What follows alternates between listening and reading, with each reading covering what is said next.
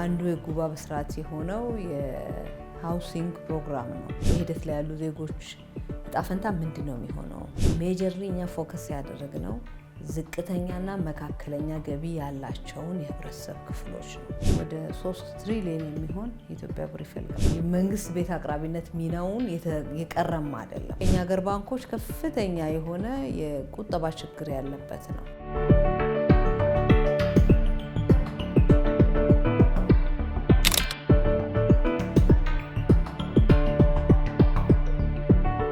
ሀገራችን እንግዲህ በቤት ፍላጎትና አቅርቦት መካከል ሰፋ ያለ ልዩነት አለ።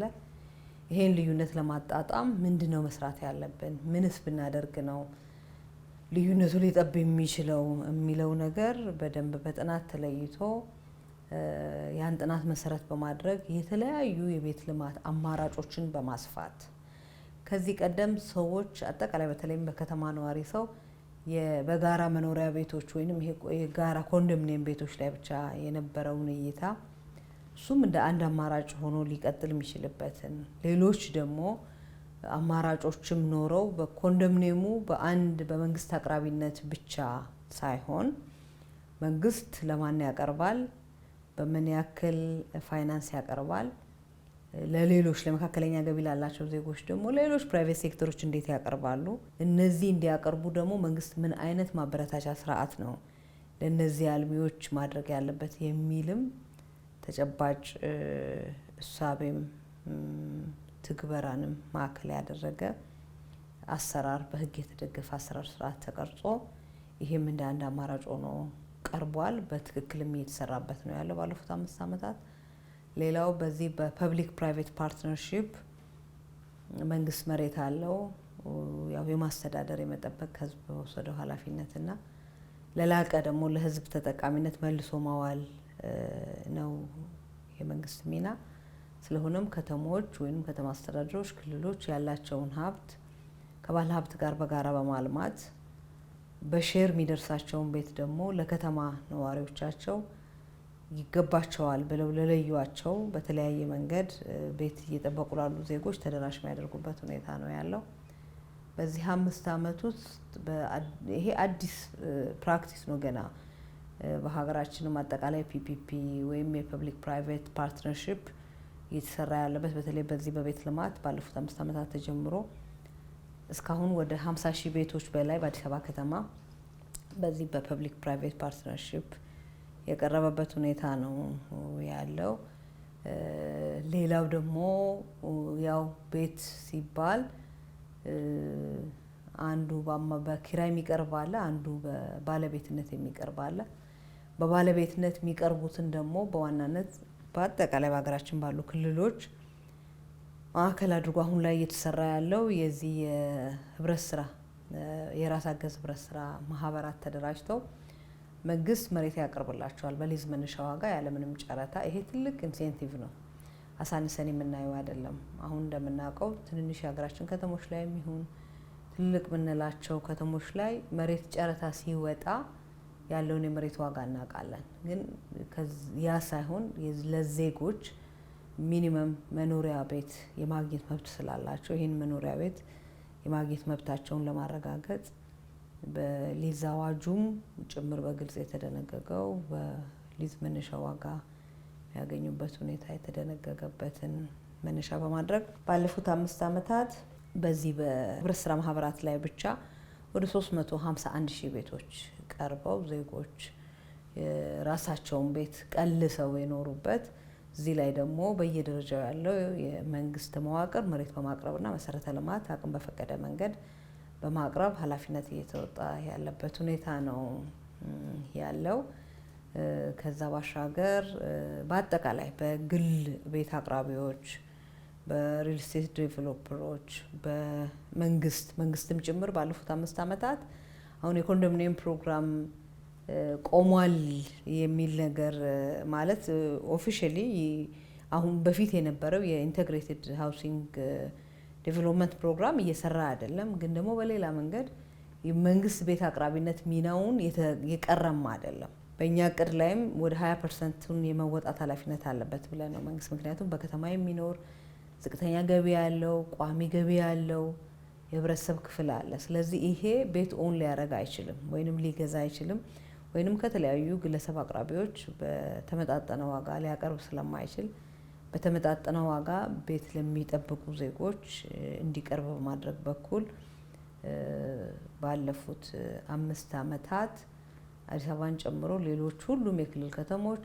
በጀት በመያዝ የህብረተሰብ ክፍሎችን በተለይ ክቡር ጠቅላይ ሚኒስትራችን ያስተዋወቁት ይሄ ሶሻል ሪስፖንሲቢሊቲን ኮርፖሬት ሪስፖንሲቢሊቲን ትልልቅ ተቋማት እንዲወጡ በማድረግ በኩል የበጎ አድራጎት ስራ ላይ የተሰሩ ባሉ ስራዎችም ጭምር ሆኖ ወደ 263,000 ቤቶች የሚሆኑት በተለያየ አማራጭ ቀርበው ለዜጎች የተሰራጩበት ሁኔታ ነው የምናየው። የአዲስ አበባን ብቻ ከጋራ መኖሪያ ቤቶች ውጪ እንኳን ወስደን ብናይ ወደ ከ34,000 ቤቶች በላይ በዚህም አግባብ ተሰርተው ቤቶቹ ደግሞ በተለያየ መንገድም ልታዩቸው ትችላላችሁ ብለን እናስባለን ወይንም አይታችኋቸዋል።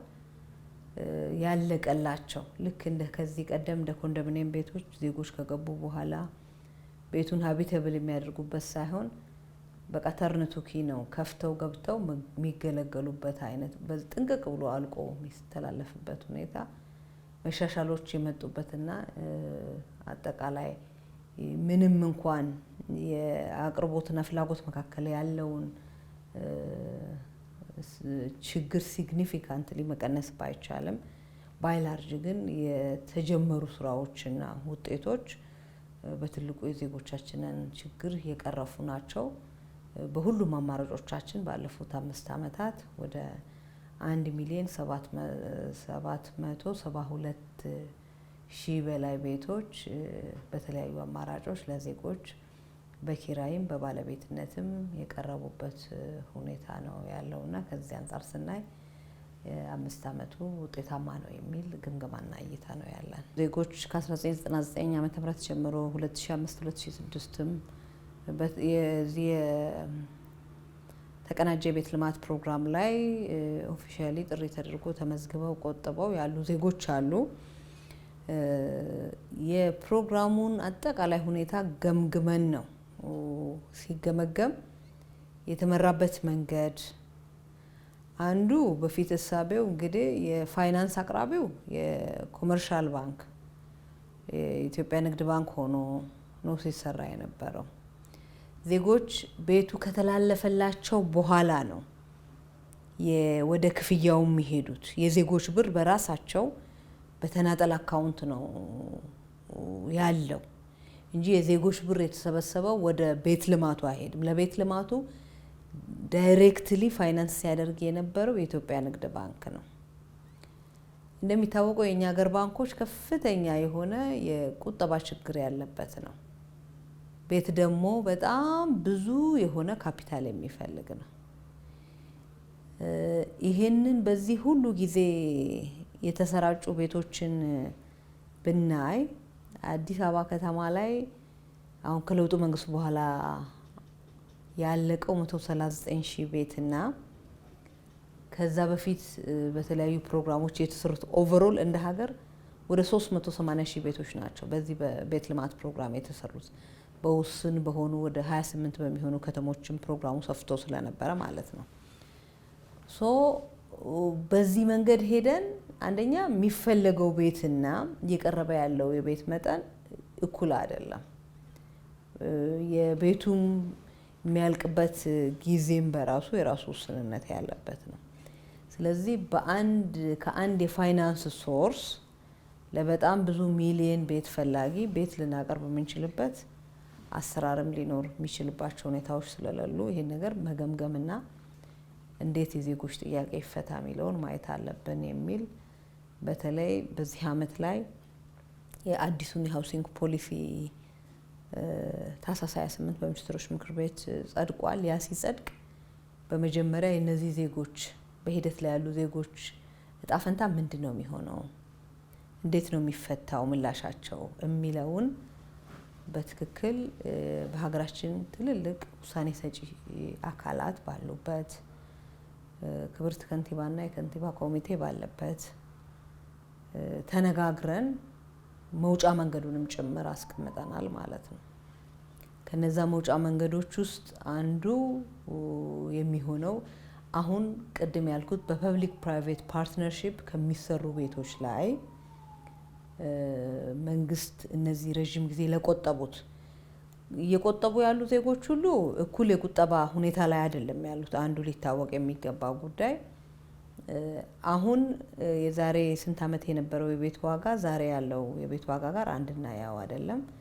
በትክክል ግን የቆጠቡ ወይንም በቀጣይም የሚጠበቅባቸውን ያክል የቁጠባ መጠን አሁን ካለው የማርኬት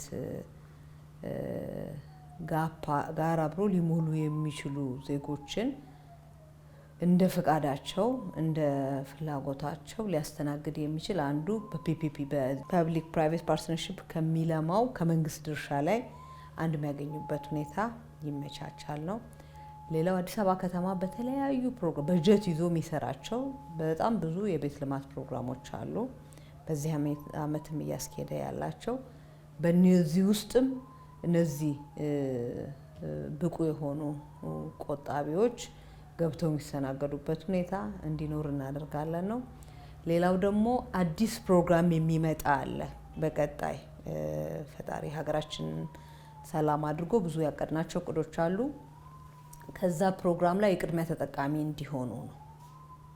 የቅድሚያ ተጠቃሚ መክፈል የሚችለው በባለቤትነት መክፈል የማይችለው ደግሞ በኪራይ አማራጭ ለነዚህ ዜጎች ግን ቅድሚያ ማግኘት መቻል አለባቸው የሚለው 4 አማራጮች ቀርቦ በ4 አማራጮች የነዚህ ዜጎች ጥያቄ በቅደም ተከተል መመለስ አለበት የሚል መግባባት ላይ ተደርሶ ነው አዲሱ የቤት ልማት ፖሊሲ የጸደቀውና የነበረውን ጥለን ሳይሆን ያለውንም ችግር አስተካክለን አርመን ለቀጣይ የነዚህ ዜጎች ተጠቃሚነትን በአዲሱ ፖሊሲ ውስጥ በትክክል የታየና ምላሽ የሚያገኝ እንደሆነ ነው የተነጋገርነው። በዛ ልክም እየሰራን ነው ያለ ነው። ከጉባ ብስራቶች መካከል በጉባ ላይ ክቡር ጠቅላይ ሚኒስትራችን ወደ 30 ቢሊዮን ዩኤስዲ ነው አይደለም ለሀገራችን ትልልቅ ስትራቴጂክ የሆኑ ፕሮጀክቶችን አስተዋውቀዋል። አንዱ የጉባ ብስራት የሆነው የሃውሲንግ ፕሮግራም ነው። ወደ 1.5 ዩኒት የሚሆኑ ቤቶች በመላ ኢትዮጵያ ይገነባሉ በሚቀጥሉት 5 ዓመታት የሚል ትልቅ ብስራት ተገልጿል። ያንን ተከትለን እነማን ናቸው የዚህ ፕሮግራም ተጠቃሚ መሆን ያለባቸው? በምንስ አይነት መንገድ ነው በአጠቃላይ ለሀገራችን ኢትዮጵያ ሰፊ ሀገር ነው፣ የትኞቹስ ላይ ነው የቤት ችግር ያለው የሚለውን ሰፊ ጥናት አድርገን ከዛም ተነስቶ ነው አሁን ወደ ፖሊሲ የሚሄድ ነው። ከዚህ ቀደም ፖሊሲው የከተማ ልማት ፖሊሲ አካል ሆኖ ነበር ሲተገበር የነበረው። በዚህኛው ግን ስንመጣ እንዴት ነው የምናስፈጽመው? ምንስ ነው እውነተኛ ኢትዮጵያ ውስጥ የነበረው ቤት በአቅርቦትና በፍላጎት መካከል ችግር የሆነው ምንድን ነው? መቼስ ነው ይሄ ችግር የተፈጠረው የሚለውን በጣም ከንጉሱ ጊዜ ጀምሮ ያሉ የህግ ማዕቀፎች፣ የተወሰዱ እርምጃዎች ሁሉ ኢቭን በዚህ ጆርኒ ውስጥ የነበሩ ሰዎችንም ጭምር አግኝተን በጣም ዲቴል መረጃ ተወስዶ ለሰን ተወስዶ ማያዳግም ተቋማዊ ሆኖ የሚቀጥል አሰራር መኖር መቻል አለ። ከገባም በኋላ ችግር ነው እንውጣ ወደሚል ነገር ማያስመጣ በሚል መንገድ ሰፊ ጥናት አድርገንበት ያን ጥናት ማዕከል መሰረት በማድረግ ነው አዲሱ የቤት ልማት ፖሊሲ የጸደቀው። ሜጀርሊ እኛ ፎከስ ያደረግነው ዝቅተኛና መካከለኛ ገቢ ያላቸውን የህብረተሰብ ክፍሎች ነው። ያ ማለት እንግዲህ በተለያየ ምጣኔ ዴታዎችም አሉ። ከዴታ ባሻገር በዓለም አቀፍ ደረጃ የገቢ ምጣኔ ከስንት ዩኤስዲ በታች የሆነ ነው የሚለውን ሁሉ ዲቴል አናሊሲስ ተሰርቶ በእኛ ሀገር ደግሞ በጣም ቁጥሩ ከፍ ያለ ነው። በዚህ ውስጥ የሚወድቀው ኦልሞስት ወደ 91% የሚሆነው እዚህ ውስጥ ነው የሚወድቀው። ወደ ኒርሊ 10% ነው ወደ ከፍተኛ አሁን ባለው በአጠቃላይ በዚህ በእድገቱ ደግሞ የፐር ካፒታ ኢንካሙም እየተሻሻለ ስለሚመጣ ያንን ኢንተርናሽናል ጥናት መነሻ አድርገን ስንሰራ ኦልሞስት ወደ ከ10% በታች ነው እኛ ሀገር ላይ በራሱ በተለያየ አማራጭ ቤትን አፎርድ ሊያደርግ የሚችለው። ሌላኛው ግን በተለያዩ ፕሮግራሞች የመታቀፍ የመደገፍ ዝንባሌ እንዳለውና አቅሙም ሊችል እንደማይችል ለይተናል። ይሄንን ደግሞ በዚህ ውስጥም ሆኖ ቤትን ስለፈለግን ብቻ ወይንም ቤት ያስፈልገኛል ስላለ ብቻ የቤት ባለቤት ስላለን ብቻ ሁላችንም የቤት ባለቤት ልንሆን አንችልም። ገበያችን ይወስነዋል። ቤት እንግዲህ ከየትኛውም ጉድስ በላይ በጣም ኤክስፔንሲቭ የሆነ ላይፍ ሎንግ የሆነ ኢንቨስትመንት የሚፈልግ አሴት ነው። ስለሆነም በዚህ ውስጥ በኪራይ አማራጭ ማግኘት ያለባቸው የህብረተሰብ ክፍሎች የትኞቹ ናቸው? ተመጣጣኝ በሆነ ኪራይ ቤትን አክሰስ ማድረግ በቃ እንደ ማንኛውም ሰርቪስ ዜጋ ግን ሳይጨነቅ ከሚበላው ከሚጠጣው በላይ የሆነበት በጣም ውጥረት ውስጥ ሳይገባ በቀላሉ ከፍሎ ሊኖር የሚችልበት ሁኔታ አንድ የኪራይ አማራጭ እንዴት ይመቻቻል ነው። ሌላኛው ደግሞ በሎንግ ተርም ክፍያ የሬንት ቱ ኦን እየተከራየ ባለቤት የሚሆንበትንና ኢሚዲየትሊ ራይት አዌይ የሆነ ደግሞ የባለቤት የሚሆንበትን ሞዳሊቲዎችን በተለያየ መንገድ ከፋፍለን ከዜጎች የመክፈል አቅም ጋራ ተናባቢ ሊሆን የሚችል ኪራይም እንኳን ቢሆን የኪራዩም ጭምር በጣም ይሄ ሰፋፊ ምናምን ሳይሆን ከሌሎች ሀገራትም ከወሰድነው ተሞክሮ ታሳቢ አድርገን በአቅም ሊኖርባቸው የሚችሉባቸውን ሁኔታዎች ታሳቢ ያደረጉ የቤት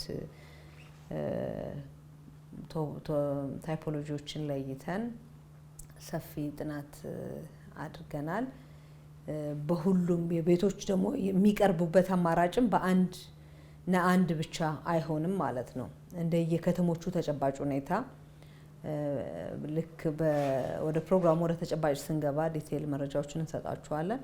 በዛ ልክ ግን በሁሉም የሀገራችን አካባቢዎች ተግባራዊ እንዲሆኑ ሰፊ ጥናቶች እና ሰፊ ስራ የፕሮግራም ዶክመንቶች የተዘጋጁ ያሉበት ሂደት ነውና ያለው እንግዲህ ፈጣሪም አግዞን እኛም እንደ መንግስት ጠንክረን ይሄን ፕሮግራም እውን እናደርጋለን የሚል የተሟላ እይታ ነው ያለኝ። 5 ዓመት ነው ፕሮግራሙ ሁላችንም እንደሰማ ነው በክቡር ጠቅላይ ሚኒስትራችን የተገለጸው። ቤት በጣም 1.5 ሚሊዮን ብር ቤትን ዝም ብለን ሊትራሊ በሲምፕል ካልኩሌሽን በ2 ሚሊዮን እንኳን ያልቃል ብለን ብንል በጣም በወደቀ ዋጋ ማለት ነው ወደ 3 ትሪሊዮን የሚሆን የኢትዮጵያ ብር ይፈልጋል ማለት ነው። ኢማጂን የኛ ሀገር አሁን እያጸደቅ ነው ያለ ነው የሀገራችን በጀት ስንት ብር ነው? ገና 1 ትሪሊዮን ምናምን የሆነው በ2018 ጀምሮ ነው።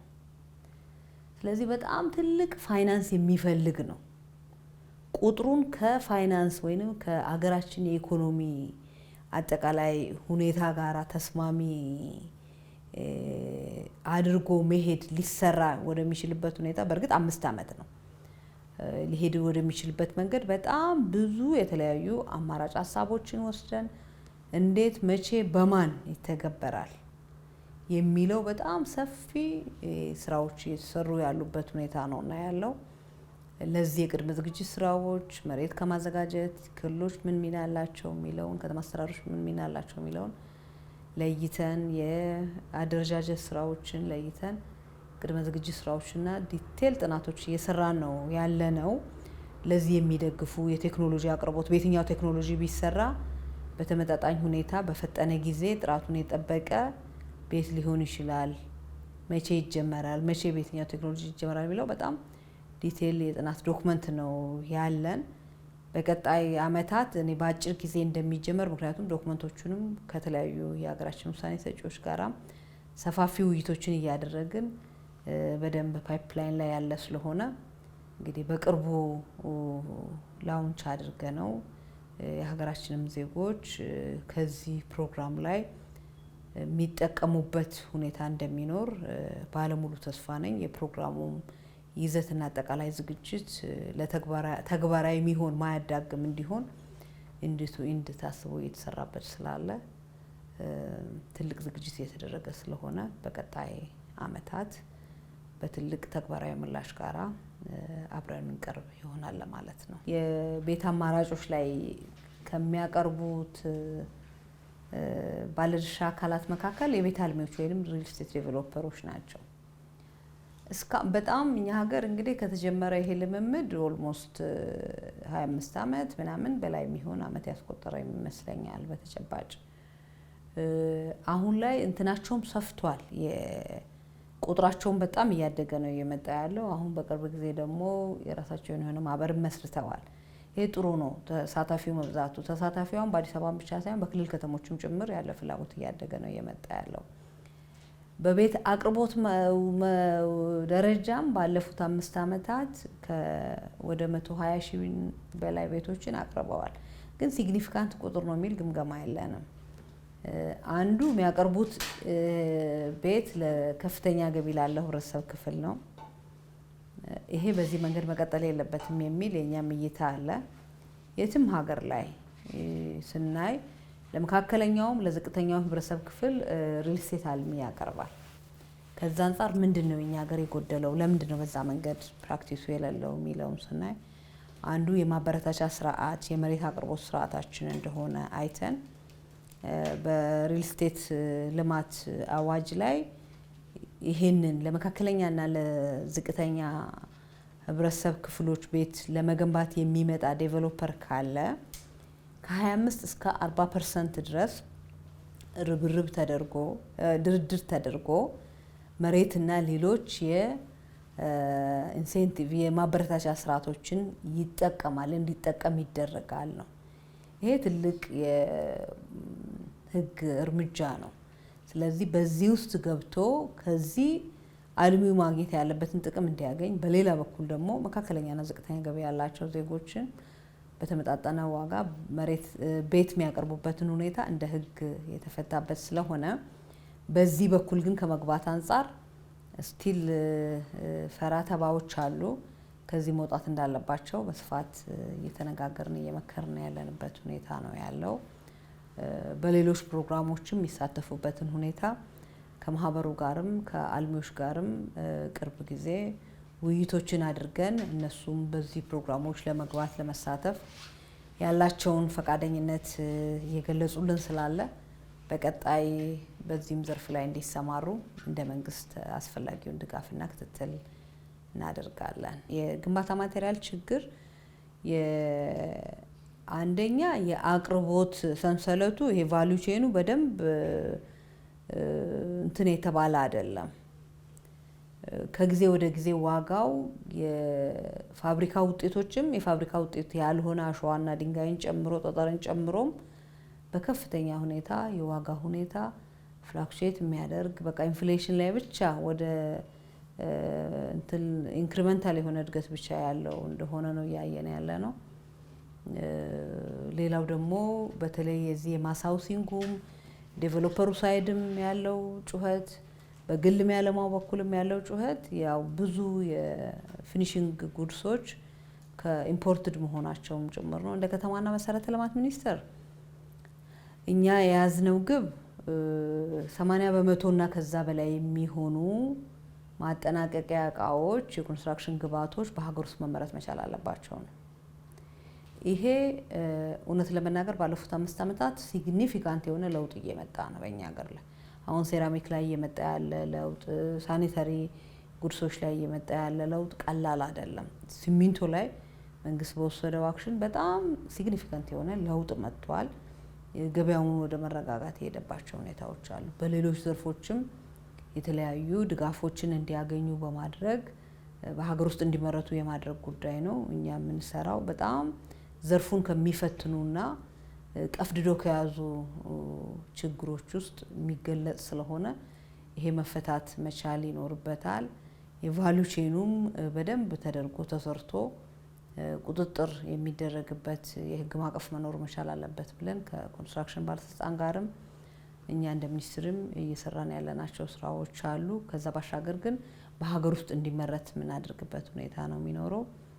ሌላው ደግሞ በቴክኖሎጂ መደገፍ መቻል አለበት ነው። አሁን በመደበኛ የሆነ የቀድሞ የሆነ የግንባታ አገነባብ ሂደት ሄደን በጣም ብዙ ፍላጎት ያለውን ቤት በጥራትም በጊዜም ከማቅረብ አንጻር የራሱ ውስንነት ስለሚኖረው ሌሎች የቴክኖሎጂ አማራጮችንም እየተጠቀምን እዚህ ዘርፍ ላይ ያለውን ችግር ለመቅረፍ በቅድም ይዘናል። በጥናትም የተደገፈና ውጤታማ እንደሆነ በተለያዩ መንገዶች ያረጋግጥን ያለንበት ደስ ስላለ በቀጣይ እነዚህን ስልቶች ተጠቅመን እዚህ ዘርፍ ላይ ያለውን ችግር የኮንስትራክሽን ግብዓት ችግር እንዲቀረፍ እንደ ሚኒስቴር መስሪያ ቤት ልዩ ትኩረት ሰጥተን የምንሰራው ስራ ነው። የቤት ልማቱ አንዱ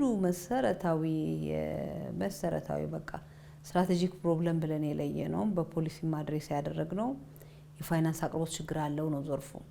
አንደኛ አሁን ያለው የዚህ የኢትዮጵያ የብድር ምጣኔው በራሱ ለመደበኛ እስከ 5 ዓመት ላለ የብድር ማስመለስ እንጂ ህጉ የሚፈቅደው ረጅም ጊዜ ለቤት 20 ዓመት ነው ሚኒመም ሊሆን የሚችለው። ለዚህ የሚፈቅድ አሰራርም የለም። ከዛ ጀምሮ አንዱ በፖሊሲ ማሻሻያ እንዲደረግም ያለው አሰራሩ መስተካከል መቻል ይኖርበታል። በሌላ በኩል ደግሞ ይሄንን ፋይናንስ ሊያደርግ የሚችል እንደ ሌሎች ሀገር ሊሰራ የሚችል የሞርጌጅ አይነት የባንኪንግ ሲስተም ስርዓት መዘርጋት አለበት ነው። እንዴት ይዘረጋል፣ በማን ይዘረጋል የሚለው በጣም ዲቴል የናሽናል ባንክ ኃላፊነት ወስዶ እየሰራ ያለበት ሁኔታ አለ።